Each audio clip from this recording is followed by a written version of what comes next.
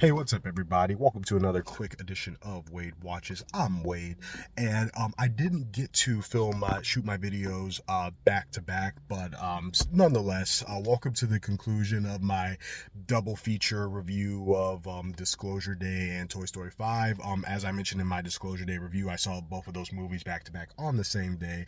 I was originally going to do one video on the same day, but it didn't work out that way. So for the second part of that double feature, I'm going to be reviewing Toy Story 5, being going to be super vague and quick as always. So as always, you're safe with me, no spoilers here. And to cut right to the chase and just to make this a super quick one, I really thoroughly enjoyed Toy Story 5.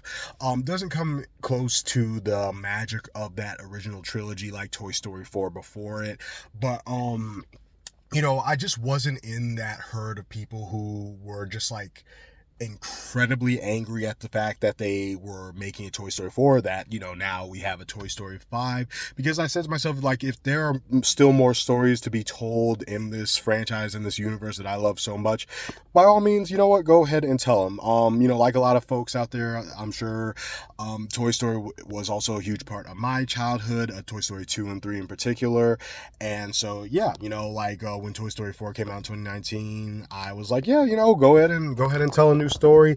And even though I didn't like that one as much as any of the ones in the original trilogy, it was a solid movie. And moving on to Toy Story 5, it still doesn't achieve the same level of greatness as the first three movies, but it's still a really, really good, enjoyable movie. And what works about it particularly is that, honestly, this is both a strength and somewhat of a weakness. It really focuses on one character who has been shown to kind of like almost have like anxiety about being abandoned and not being played with more than the others, at least, because I mean, obviously, if you've seen any of the movies, that's always been a thing. We're not going to get played with anymore and everything, but there's one character in particular who I would say even stands out amongst the rest of the toys in regards to like just being really anxious about being left behind. And I really appreciated that character being front and center, because it really made for a nice clash between that particular character and, of course, the tech, which is, that if you've seen the trailers, that lily pad, which is like, similar to an iPad, is the villain. This is all about toys clashing with tech because, as the film, and trailers tell you, more kids are playing with tech than toys, and, the toys are once again worried about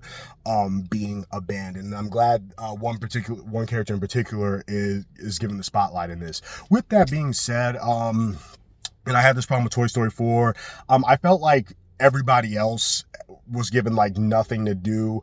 To be fair, one could argue that's always sort of been the case from the very beginning. Like the Toy Story movies focus on, basically like the kids' favorite toys, Andy's favorite toys and now Bonnie's favorite toys. So you could argue that that's always been the case, but still, I felt like in Toy Story, the first three really, all the toys were involved, were given something to do, were a crucial part of the story, particularly in 3. And in 4 and in this one, they're just kind of like shunted to the side. So that was a bit noticeable. But this film was still really good. Definitely got me in the feels a lot of times. Even the human kid, Bonnie, gets some really nice development here. And there was one scene in particular with her where I related to that, as a kid and as an adult. So I like what they did with her as well. And I had a really good time with Toy Story 5. Again, not as great as the original 3 movies, but it's an improvement over Toy Story 4, which I kind of felt that one was a little bit unfocused. This one feels more focused, has a more investing story, and is more emotionally investing than I would say Toy Story 4, which kind of played it, safe in comparison. But this one brings the feels again. So wrapping it up, I'm going to go ahead and give Toy Story 5 a solid 9.5 out of 10. It's almost perfect. It's almost there, but it just really didn't have the intensity or the stakes of the first 3 movies, but I still had a great time with it, and it's still one of the best movies I've seen in 2026. Really like this one. Another solid outing from Pixar. This has been another edition of Wade Watches, and have you guys seen Toy Story 5? I'm sure you have. This is another late review, but feel free to let me know in the comments below what you guys thought of it, and where does it rank among the Toy Story movies for you? What is your favorite Toy Story movie, or what is your favorite Pixar movie? Feel free to let me know in the comments below, and like, comment, and subscribe if you liked what you've seen here. And I'll catch you lovely cinephiles next time. Peace.